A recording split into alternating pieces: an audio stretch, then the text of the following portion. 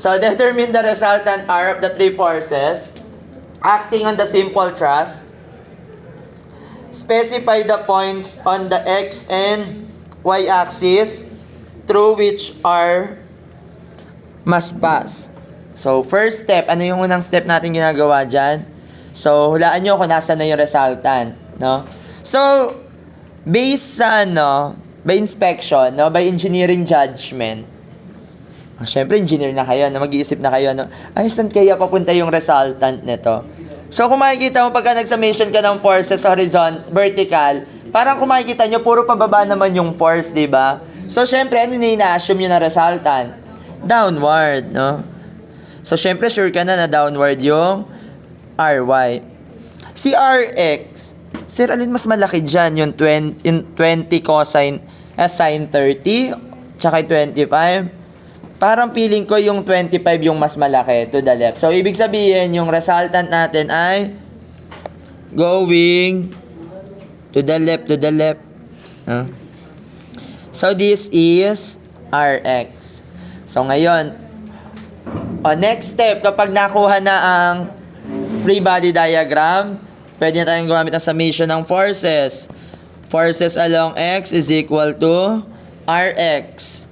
So, ano yung mga forces? Assuming to the left, positive. So, again, bahala kayo sa assumption nyo dyan, ha?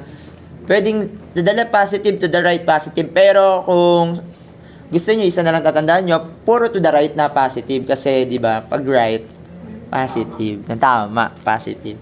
So, ano to? So, ano yung mga forces to the left? So, we have 25 minus 20 sine 30. Ayun, corny, konti lang yung force. Dapat mga 20 forces pala yung papaikutin natin. No? RX. So, magkano yung RX? 15? Oo, kasi ang sine 30 is 0.5. Tama ba? CS 30. Charing lang, kunwari lang alam ko, pero hindi talaga. Next, summation ng forces along Y equals to R1. Pero dati nung high school, kabisado ko yung trigonometric identities lahat, tsaka pati yung values ng special angle, kabisado ko yan dati. Ngayon, may calculus na kasi. So, ano yung mga forces along Y? So, nandiyan si 30 plus 20 cosine 30. So, ang RY is equal to 47 point. So, solving for the resultant, ang formula lang ng resultant is equal to RX squared. So, magkano si R?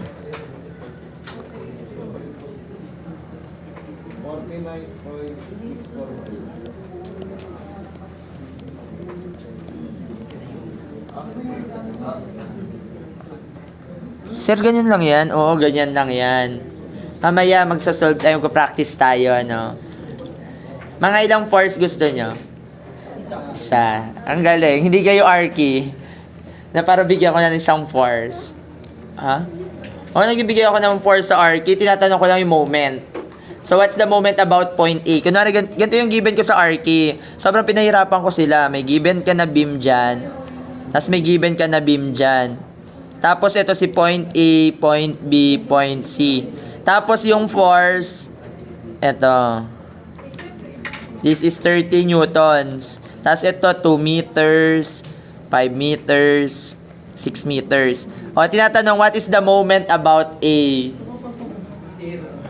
Wala na, mali sila dyan. Nasagot nila dyan 30 times 5. Oo, 0. Ang moment sa B, 60.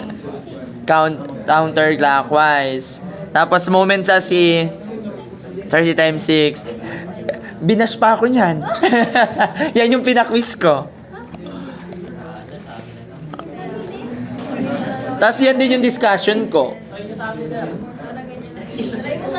Naku, wag na kayo mag-CE pagka ganyan lang yung gusto nyong quiz. Next. Determine the resultant o specify. So, ano yung gagawin natin? Drawing natin yung resultant. So, siguro, yung resultant nyo ay nandito. Ay, wait, naging highlighter.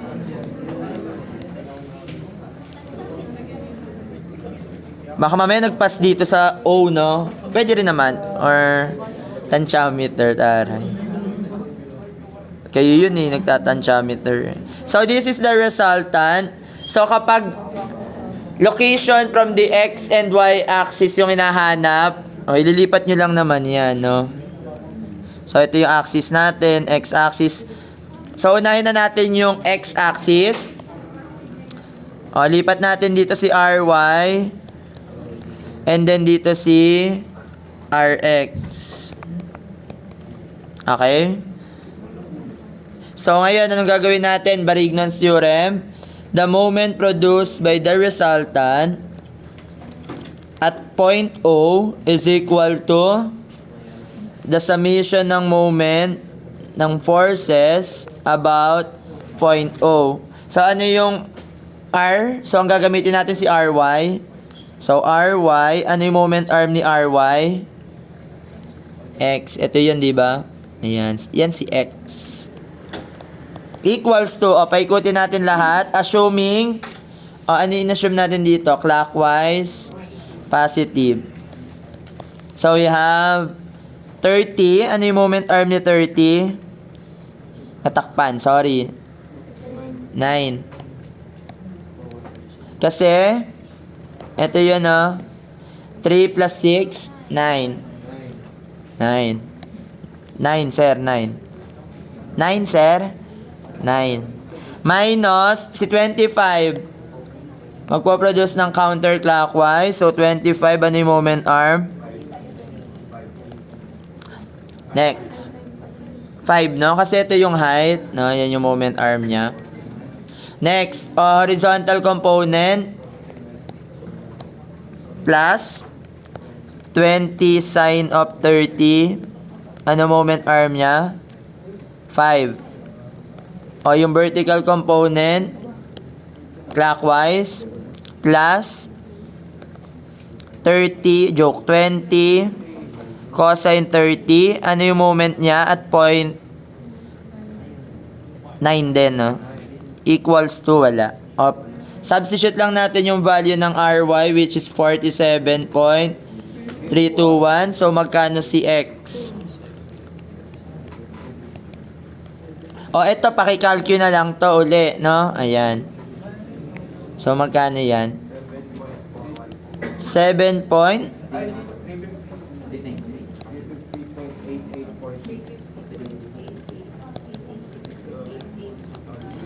886. Okay na yan, pwede na yan. X, magkano si X? 7 point. Location naman niya from Y-axis. So, ito si Y-axis.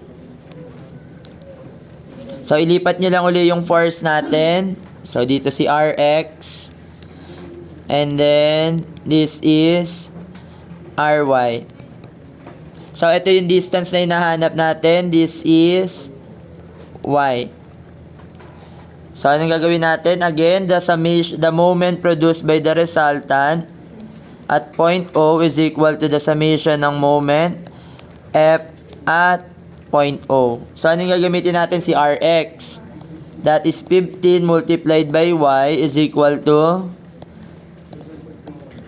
Okay na yan. So, magkano yung Y?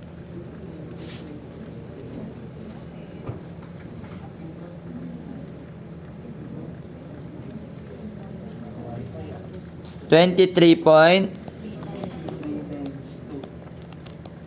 So, ibig sabihin nasa ilalim, no?